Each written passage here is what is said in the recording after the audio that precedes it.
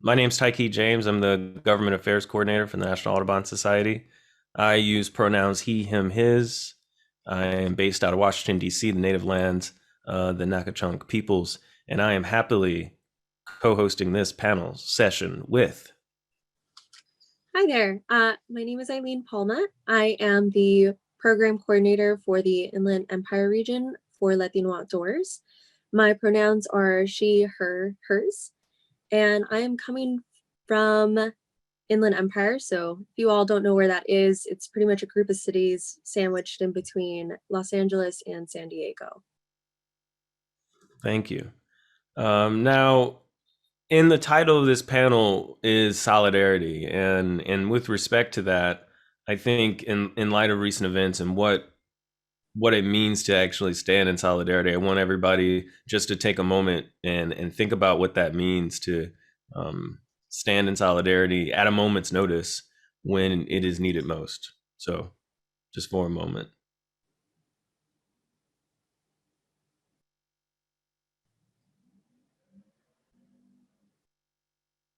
Now, with where this conversation is going to go, we're going to start with environmental justice. And Aline, I think you can really get us kicked off with that, right? Yeah, so to me, environmental justice means a lot of things. And it really is so important for everyone to be aware of what's happening in their own backyard and even what's happening in other people's backyard. Because at the end of the day, it'll pretty much come back to affect all of us. For example, I used to work at an outdoor science school, and we would have kids come up for the week, and we would go on a night hike, and we would go to the top of the hill, and I would have them look out to the east, and they could see a little bit of a glow in the background, and they I would ask them, what is that glow? What is that? What do you think it could be? And, some of them thought it was the sun.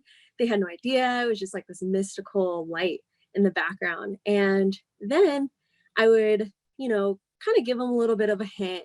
And one of the kids would eventually say, "Is that LA?" And it was the light pollution from LA. So, we're miles and miles and miles away from LA, and yet you can still see the light pollution from so far away. So I think environmental justice is just a reminder for everyone to know how it can affect you. And we will be covering the Salton Sea in a little bit. And in all honesty, I actually didn't know about the Salton Sea until recently. And when you look it up on Google, it'll just pop up. There will be Google searches for, what's the problem with the Salton Sea? Is it safe? Is it, things like that. And it's really just in our backyard. And so it's just so important for everyone to be aware of these issues. Um, Absolutely. Thank you for giving us that context. I'm going to shut off my camera and I will be back to help interview Olga. Thank you, Taiki. And I would like to go ahead and introduce Frank Ruiz. He is the Salton Sea director from Audubon. So thank you, Frank, for joining us today.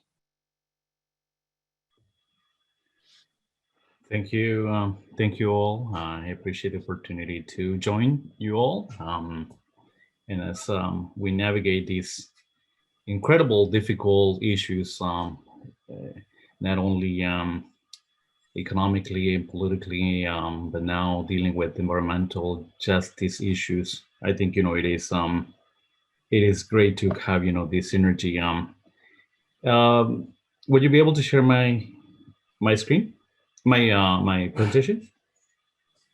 Um, Not sure. You might need to do that on your end. Okay, if not, that's fine. Yeah, I can. If you that's okay with you, I can share Or my screen. yes, it looks like we have someone who's going to do that. Oh, okay, okay.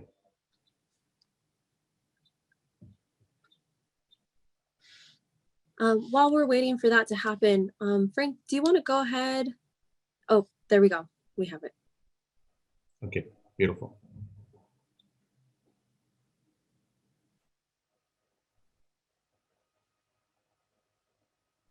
I do not see it. Not seeing it either.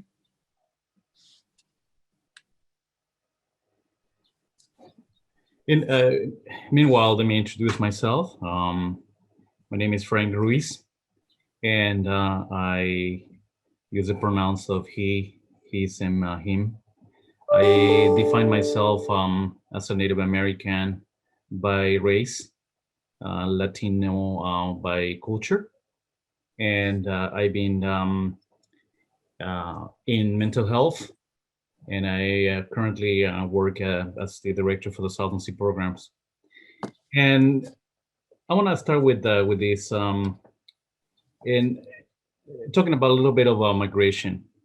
Humans and other species have historically shared one common aspect: migration, an adaptive response to seasonal or geographical variance in conditions.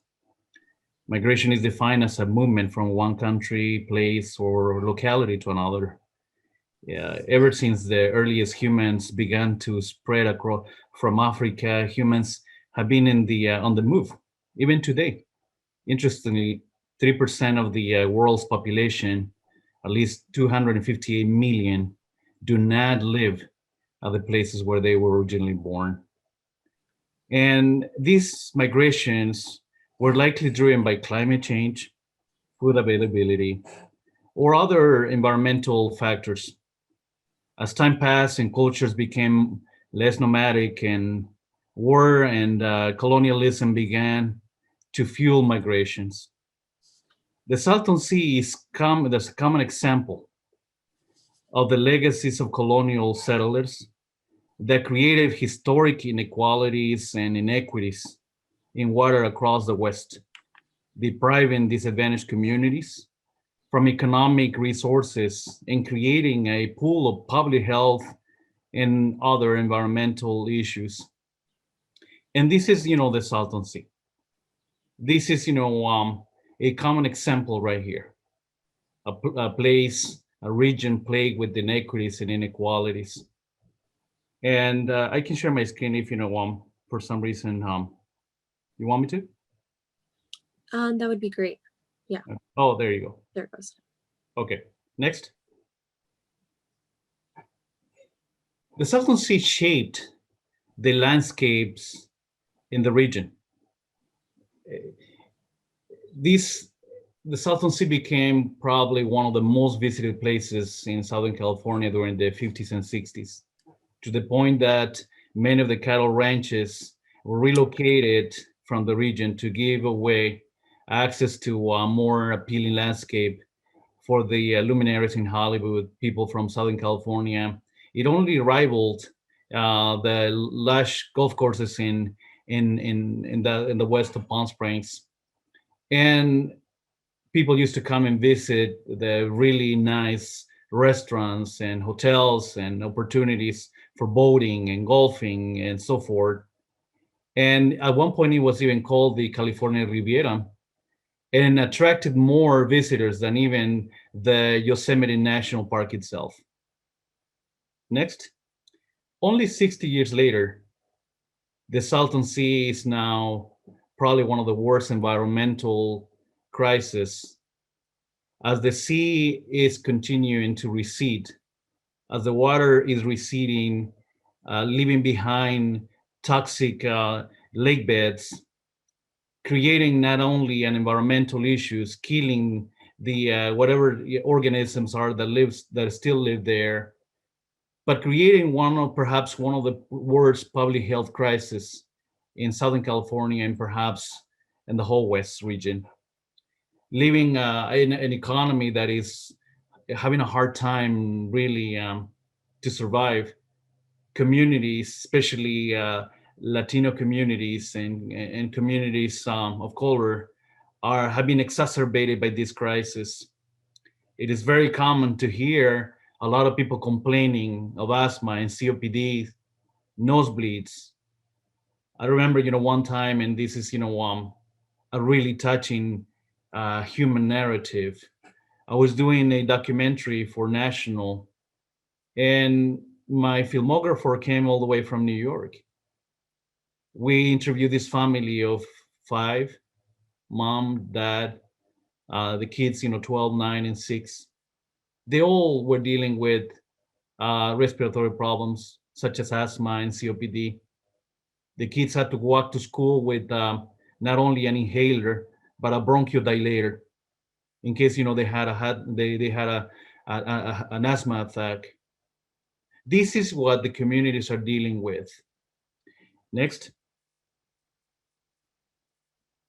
There is no longer the lush golf courses, no longer the appealing restaurants, no longer the beautiful boating opportunities.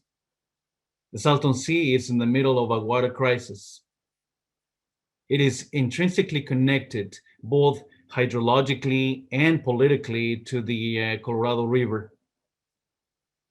Whatever happens here will continue to affect not just the environmental, but the health and the economy of the communities that live in this region. And this is just an example of the water crisis. I tell people, this is just the tip of the iceberg. Climate change, water diversions will continue exacerbating these conditions and will continue putting the more less privileged people, if I should say, at the margin of an economic and public health crisis. Next.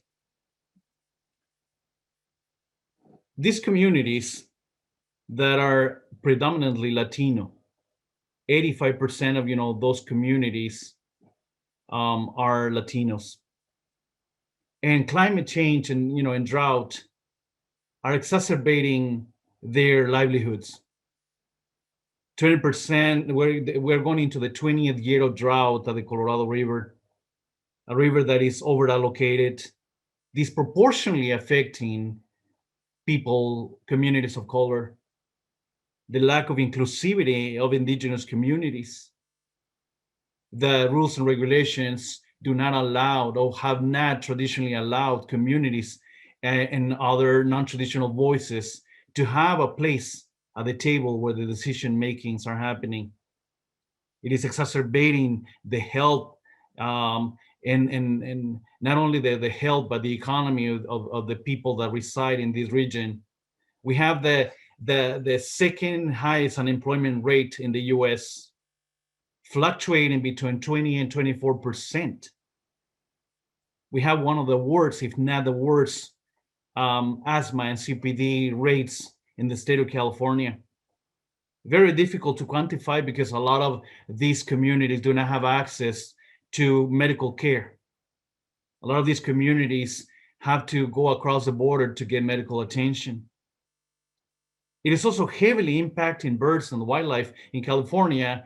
As an environmentalist, I have to realize that in California, in the last few decades, we lost over 97% of the wetlands, either to agriculture activities or urban developments. Next. And this is ironic in a community that feeds the nation. The communities in this region put food on 70% of Americans and Canadians during the winter times. Yet, we are dealing with the second highest unemployment rate, as I said before. We're dealing with unaffordable housing. We're dealing with an ag industry of 4.5 billion, yet a lot of the farm workers have to live in encampments like this one right along the border because housing is not affordable to them, because the wages do not allow them to participate in a quality housing opportunities. And 1/5 of the county residents live in poverty, and 85% of them are Latinos. 75% of Latinos that work in the ag and food processing have been affected by COVID, exacerbating the already existing conditions. 800,000 farm workers only make an average of 18,000 a year. 15% of the residents tested positive for COVID. I have friends, that work in the medical field, and a lot of the residents of the south end of the Salton Sea had to be transported to hospitals in the west end of Palm Springs as far north as Sacramento. At one point, during the highest infectious rate, almost 11 to 12 people were transported on daily basis because hospitals were not equipped. They were not conditioned to treat as many people. Next slide, please. This is where someone like myself established a program for Audubon, California.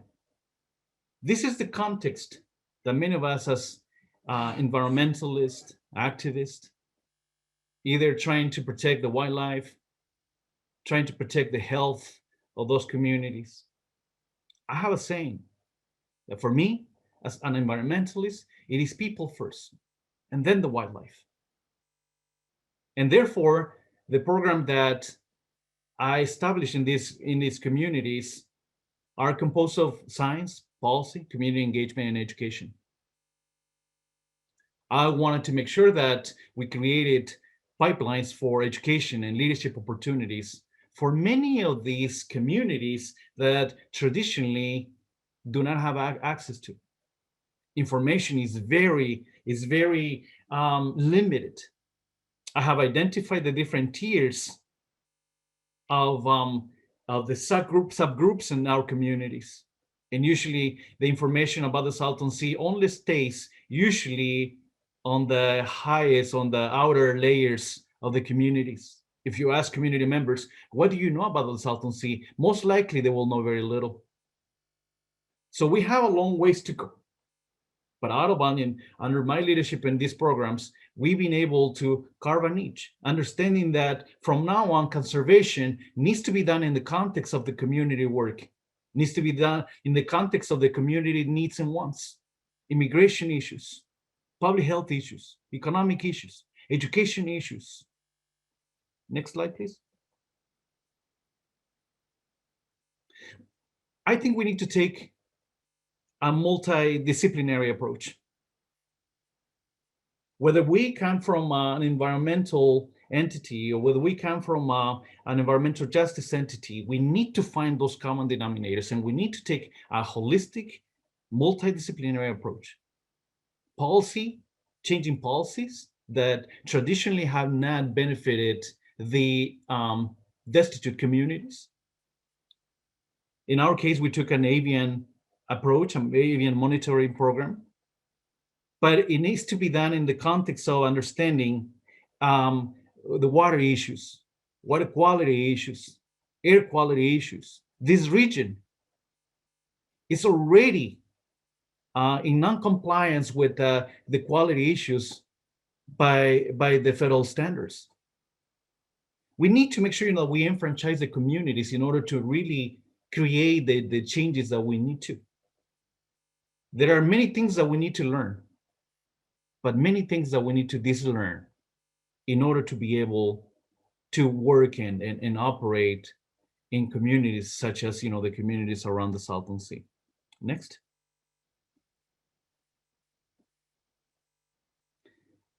Thank you very much. I really appreciate the time, and I really appreciate the opportunity to present the challenges. We have many more challenges, but due to the time and everything else, I want to just leave it here. And if we have time for questions and answers, I would love to take as many as we can. Yeah, thank you so much, Frank. That was a really great presentation about just kind of a really great overview of what's going on.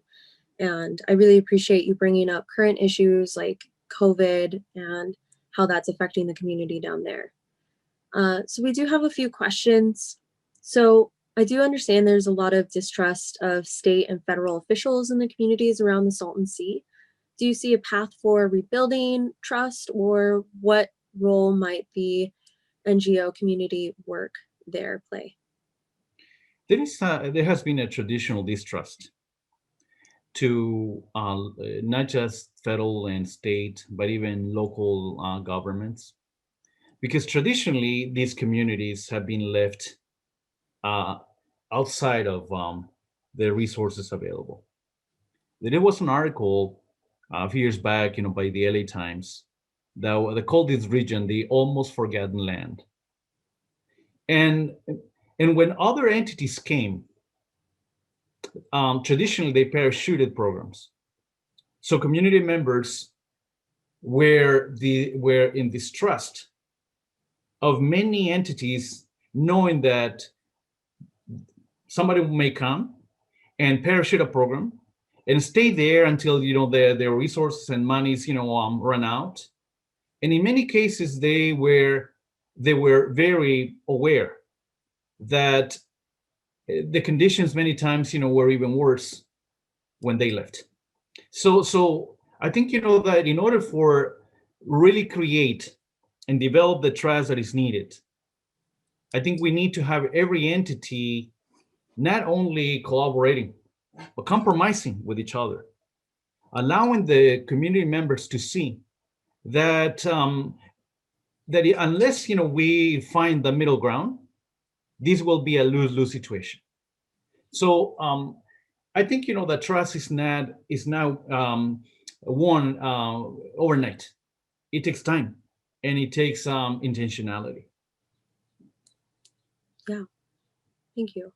And just a quick question: what do you think would be the best solution to fixing the Salton Sea?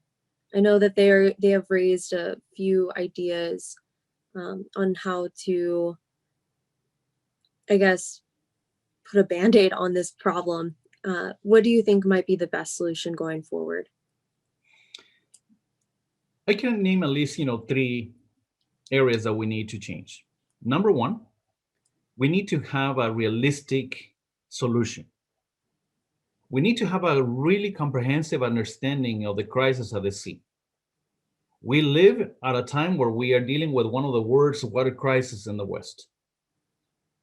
Many people in the community, and I truly sympathize with them, many community members would love to bring water from the ocean or maybe the Sea of Cortez and fill this body of water again and create these water opportunities, recreation opportunities. And as a local member of this community, I would love to see that happening as well. But how realistic that is? So I think we need to make sure that we identify, create a roadmap, and create a vision for the Salton Sea.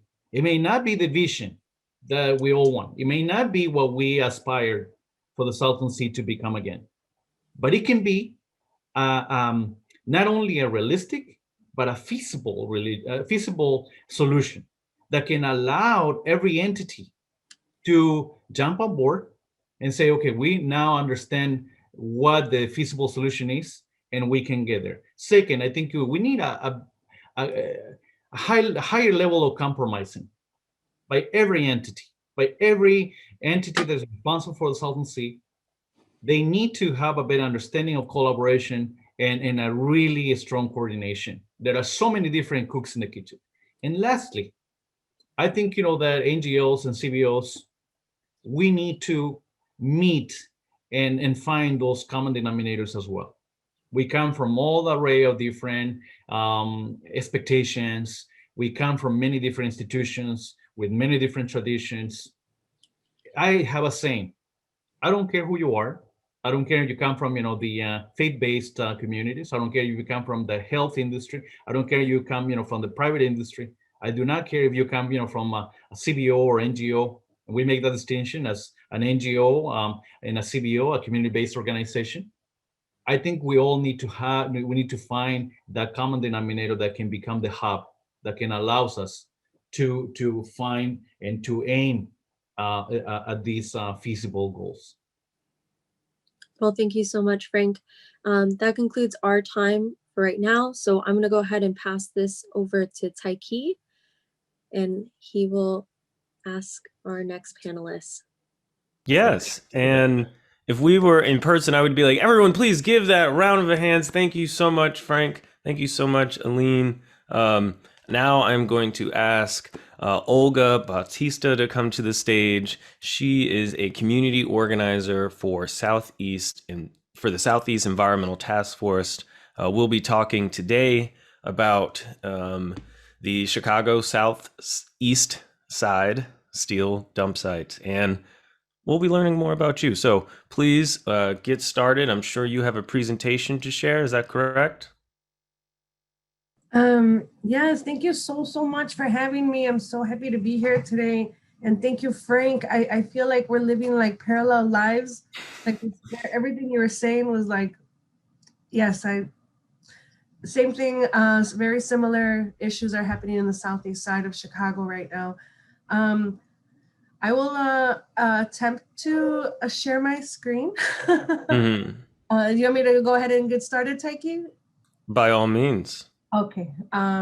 So I have to do this.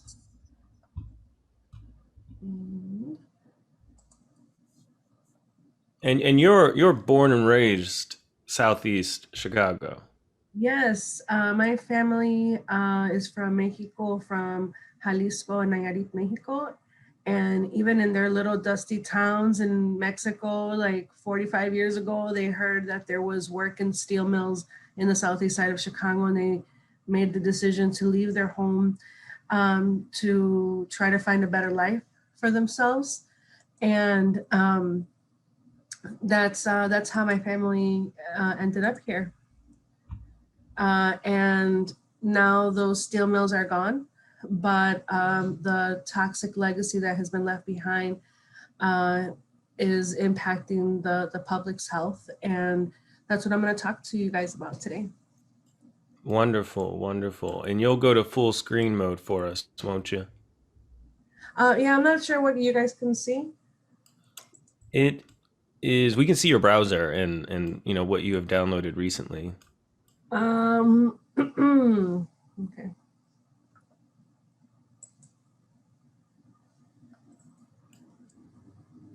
But that should be good. I think F11 helps you get to full screen when you're on your browser. And it's okay. Carolyn West speaking, Okay. helping us out here. She's okay. It's okay. Is it okay? How does it looking though? Can you see what it, okay, because I'm afraid if I change it, then I'm not going to be able to see what's coming up next. All right, well then not a problem. As long as you're comfortable, we're getting notes from the audience that it is just fine. Absolutely. Okay, good. So I'm gonna just jump right in and talk to you about an issue that is happening right now in the city of Chicago. There is a metal shredding company called General Iron that is on the north branch of the Chicago River. Chicago, as folks know, is right up against Lake Michigan, and they there's a system of rivers that goes from Lake Michigan through the city of Chicago, and the north side, where it's a more affluent, more white community, is being redeveloped. They're getting something called the Lincoln Yards, and it's going to be basically a playground for the rich. New buildings, a river walk.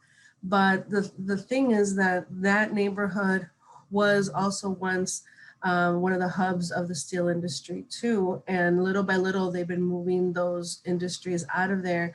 And I live on the southeast side, very close to Indiana. And there's another river called the Calumet River. It's an international port. A lot of billions of dollars in raw commodities and raw materials come through our river in our neighborhood. And General Iron is the third company that's being relocated from the wealthy north side to the Black and brown community of the southeast side of Chicago. So I just a couple weeks ago, there was a hunger strike that just ended. Here's a picture of some of the hunger strikers. They have been demanding that the city stop this process, this relocation of General Iron to our community.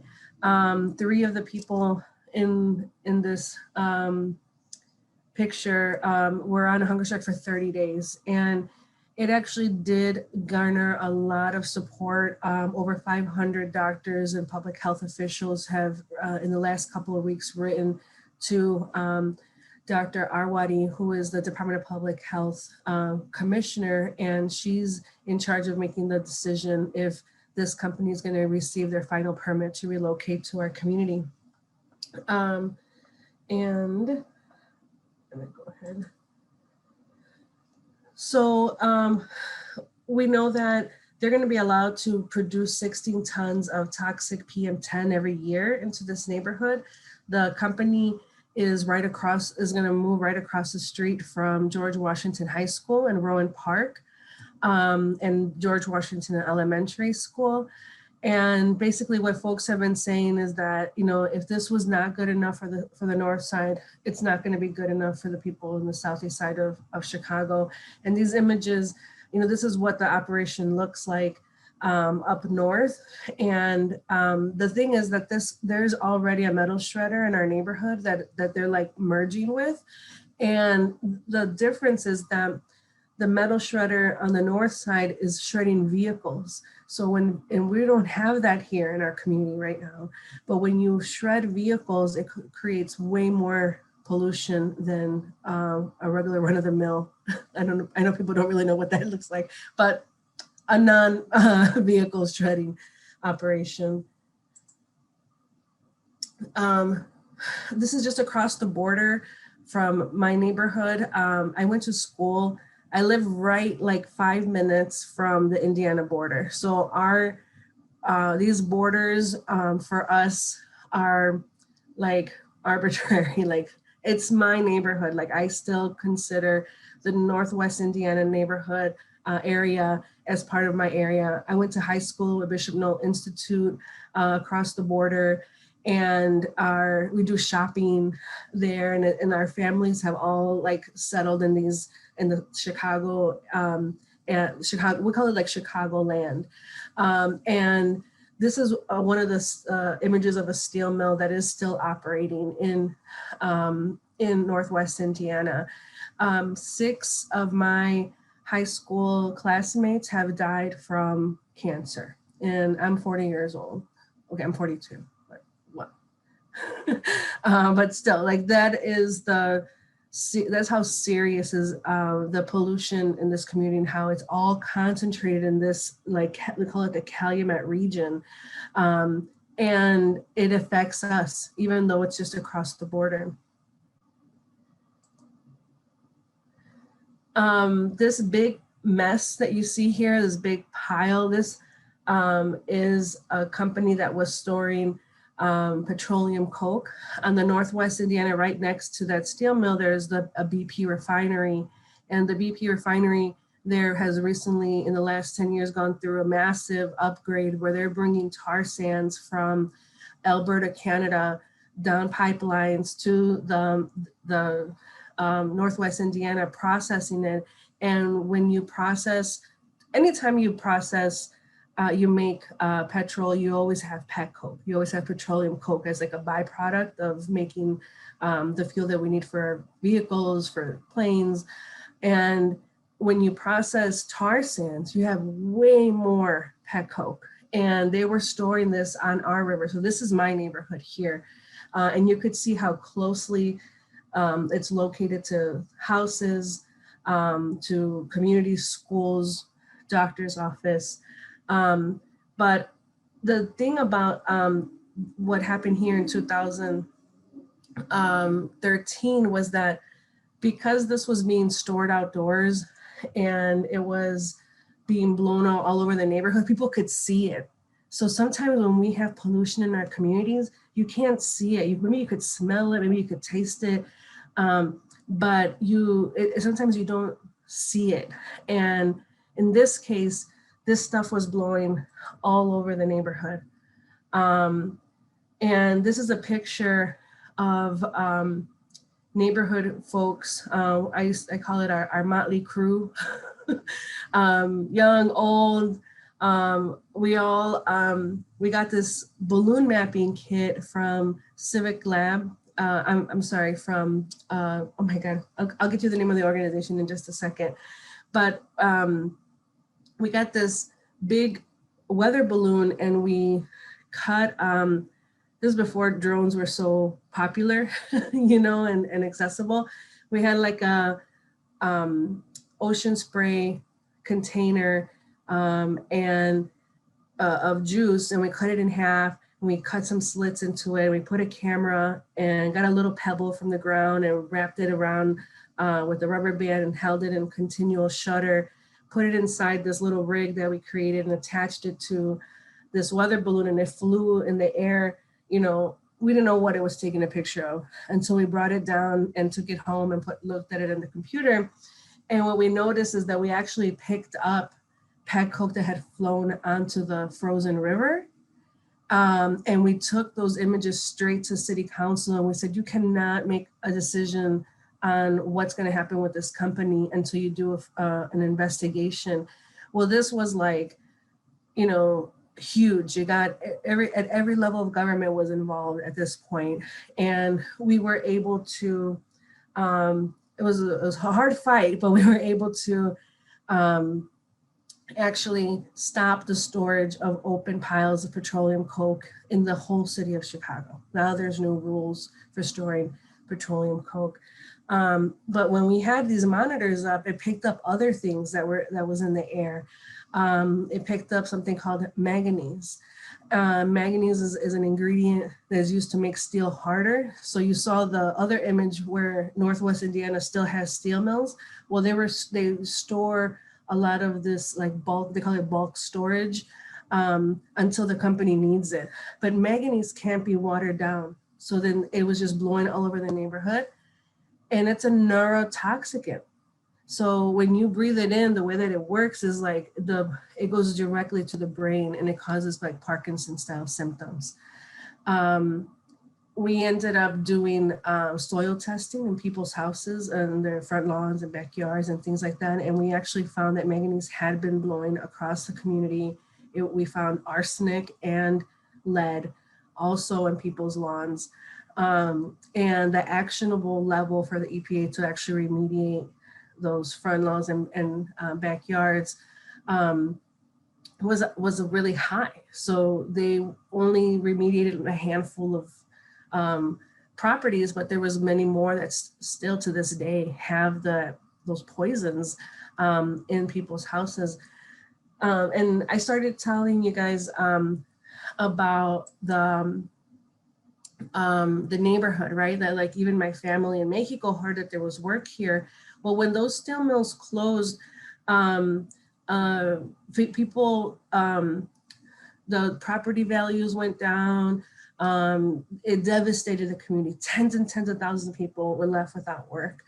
And the community demographics started to change. We have many more immigrants from Mexico in this neighborhood. And in Mexico, like a lot of these families were ranchers and farmers, and they had a very deep connection to the land that had been passed down from generation to generation. But when they came to this country, they're completely cut off from land use permitting and zoning laws and processes here due to language barriers, accessibility, the city's own transparency. So we have been working for the last 2 years to bring like everyday people from the community who are working on different quality of life issues to the river.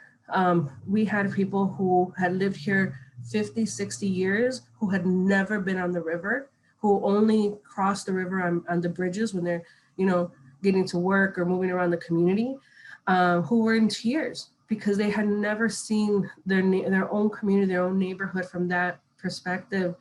And then also all the beautiful parts of this community, the biodiversity, the natural areas that we were able to pass. We have egrets that nest here, these beautiful cranes.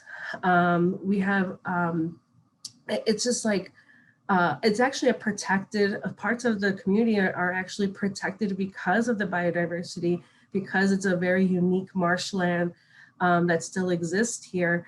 So we have these three things kind of competing with each other. We have this like legacy pollution, and still like the idea that this neighborhood should be like the trash can for the city of Chicago. And then we have this rich biodiversity, and then we have community members and residents who live here. And we've been, and for the last 2 years, we've been working together to have a voice in the city's own industrial corridor modernization initiatives that they have to do every so many, every like 20, 25 years, they have to do these evaluations of these industrial corridors.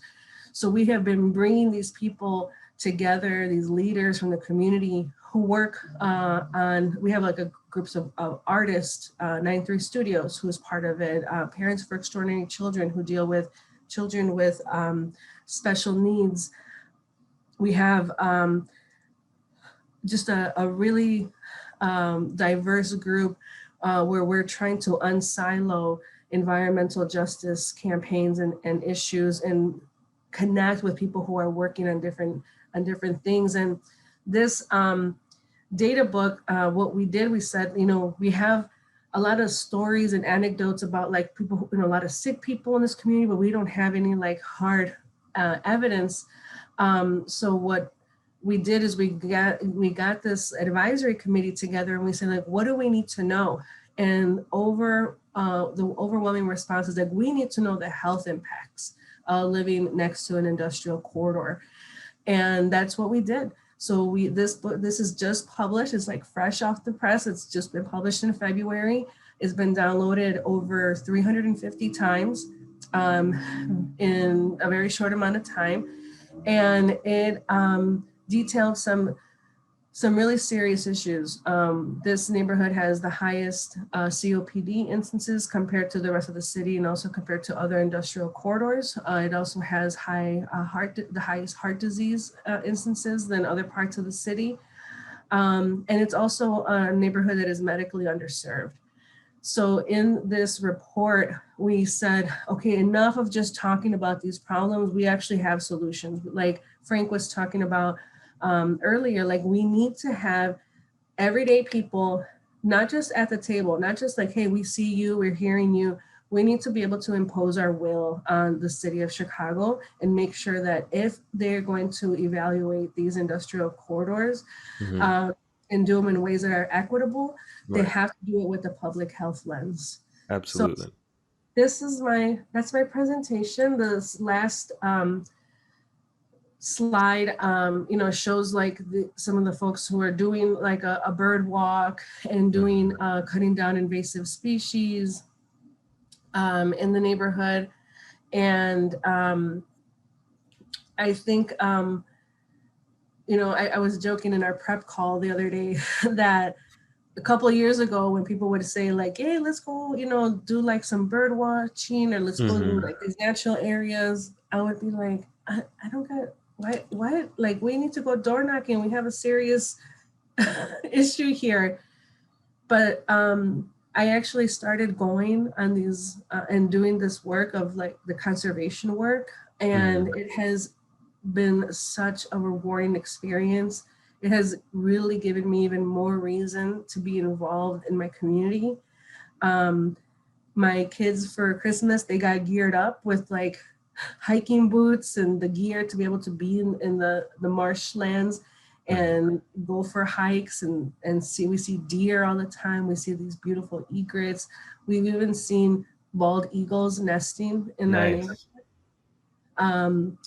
But yeah, so that's my presentation. Thank you so much. I'm happy to just chat it up with you.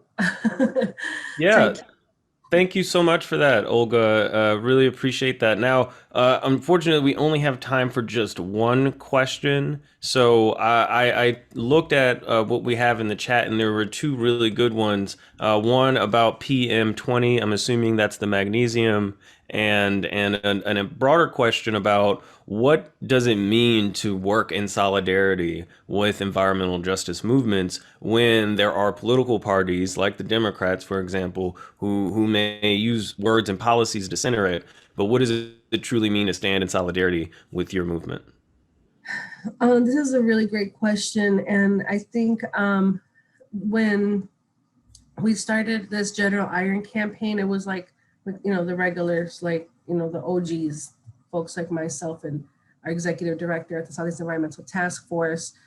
For 2 years, it was a small group, a small handful of people. Mm-hmm. As this campaign started to get closer and closer to this company getting closer and closer to approval, to getting their permits approved, it was happening at the same time as the Black Lives Matter movement was really taking up. There was uprisings all over the country. And in my own neighborhood, there was 4 different Black Lives Matter marches. The youth in our community said that they were fighting not just to be able to be, safe in their own neighborhoods from police brutality, but also safe from these other criminals, these chronic polluters that were cutting their lives short. And it was, for me, a very eye-opening experience where we actually got out of the way and we're like, okay, you lead. What do we need? What do we have to do to really unite these causes? Because at the end, the root causes of both of these issues are very interconnected. It's devaluing Black and brown lives and valuing these powerful institutions that make decisions about all kinds of things, but we're the ones who pay with it with our lives.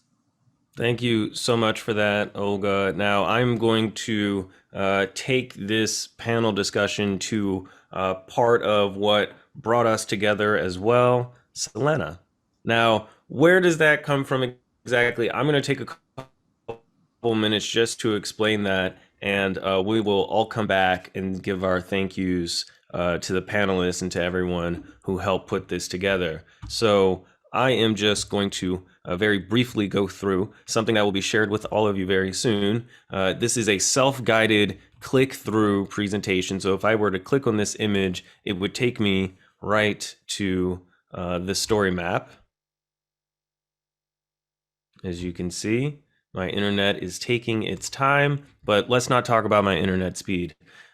See here that ultimately, when we're talking about environmental justice and what we need to achieve, we are looking to have transformative change in society. And that comes with validating stories and validating culture, because it took a while for us to get here. Very well described was the legacy of decisions that have defined who is sacred and who is sacrificed. So that is very, very much appreciated from our panelists. And the idea during Latino Advocacy Week of talking about Selena came from the Congressional Hispanic Caucus, whose chair last year, Joaquin Castro, offered and led and was a champion in the advocacy of nominating Selena, as well as 25 other Latinx films, to the Library of Congress. And it is now that when we talk about advocacy and how folks can get involved, that folks now look at this as an opportunity to enter into the National Film Registry, to the Library of Congress, to literally define the next national treasures with films from Latinx directors that tell stories from the Spanish-speaking heritage in this country, and as well as what I call this country today and what has been across this land. And then we think about how what achieving that justice can mean down the line when we're telling stories and we're making sure those stories are told. And here are the links where you can find all of these to make sure they're accessible to everyone. Now with that, I would like to pass it over to my colleague, Pedro Hernandez, because he has an important message about advocacy as well. And this is advocacy on the state of California level. Yeah, hi everyone. Let me just get this started up here. I wanted to share very briefly, and when I say brief, I'm going to be super brief. Talk a little bit about my work here in Audubon, California, and preview some of the topics that we're going to be discussing at our next or our next Mapping Migraciones webinar. But I think what we all saw here was definitely that there is a nature gap. There is a gap in the quality of nature, but there's also a gap of overall access to nature. And so what we're doing in Audubon, California is sponsoring a bill to further the human right to nature, because in Audubon, we do believe that everyone has a right to nature. And so what we're actually proposing is a piece of state legislation titled AB 30, the Human Right to Nature, authored by Assemblymember Ash Kara. This would actually be a pretty influential piece of legislation, because it would be the first thing in the entire, the first piece of state legislation in the entire country to establish the human right to nature. So this is something that we're hoping to push on the policy side of things to, again, address the historical marginalization and the historical lack of nature that has been created by imperialism and the conversion of precious habitat and ecosystems to urban and agricultural uses. And secondly, I think this is going to be something that's particularly exciting, because it's going to expand what access to nature means. Traditionally, in the conservation world, access to nature has meant, a place you can hike, a place you can bike, sometimes bird watch. But we're really trying to push the needle further towards justice and expand this to include access to the benefits of nature. So this is carbon sequestration. This is shielding from heat with the prolonged summers. This is water filtration. There's a lot of ecological systems that, if restored and enhanced, can further environmental justice in California and potentially set a model for the rest of the country to follow. And then finally, the way this will translate into change that it'll direct all state agencies to advance and fund the human right to nature. So these are the different state agencies under the California government that use state bond money, that have different state programs, and we want to bake these values into all of California government in order to further these goals. And so this was a little bit of a preview, and we actually just announced this bill this week. But if anyone would like to connect with me, here's my email. It's pedro.hernandez@audubon.org. You can follow me on Twitter. You can follow Audubon California on social media to stay updated. I understand that not everyone here is from California, but if people are at least interested in following the effort, or for Californians who are interested in advocating for this pretty unique and special piece of legislation, we encourage everyone and anyone to reach out and support in solidarity, because if anything, we know that this can be something that shifts the needle closer to justice and can provide an actual, state legislative opportunity to engage and practice some of the advocacy and utilize some of the knowledge that we're gaining in this webinar too. So I'll drop my information in the chat, but I will cede the rest of my time to my colleague, Tanya Romero. All right. Thank you so much, Pedro. And thank you so much, everyone, for really being able to share your stories about environmental justice and advocacy work y'all are doing. I'm here to close off this event. As you all may or may not know, this is actually part of a webinar series called Mapping Migraciones, which is a year-long project with National Audubon Society and Latino Outdoors. And we're actually collecting stories. So I'm going to go ahead and just show you a little bit of how to be able to actually read these stories. How can you also submit your own story? And overall, what is the biggest, vision of this project? But before I do that, we want to show you a quick side reel that does give us a general summary of what this project is. So Estefania, whenever you're ready.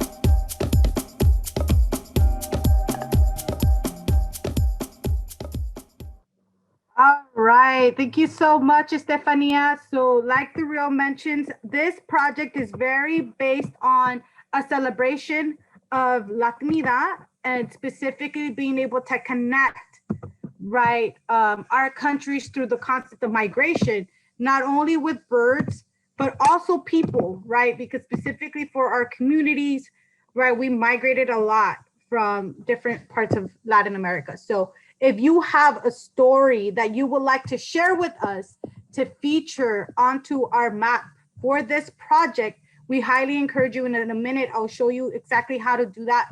The goal is to be able to feature every Latin American country and have a story for each country. So far, these are the stories we have. So we only have about 9 countries featured right now. And at this webinar, we actually added 4.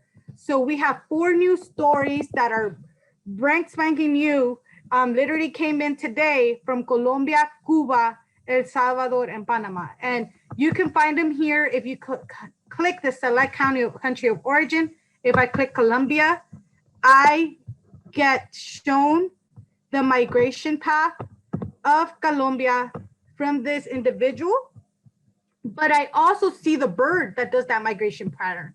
So I can see the bird, learn about the bird here on this blurb, and I can read someone's story on the side of Maritza Munoz. This will be on our landing page starting tomorrow. So I encourage everyone to be able to read through these stories. It really gives an interesting take in being able to understand, right, the different stories and richness and complexities of Latin America. So I invite everyone to be able to celebrate with me and be able to read these stories. Now, how do you access this?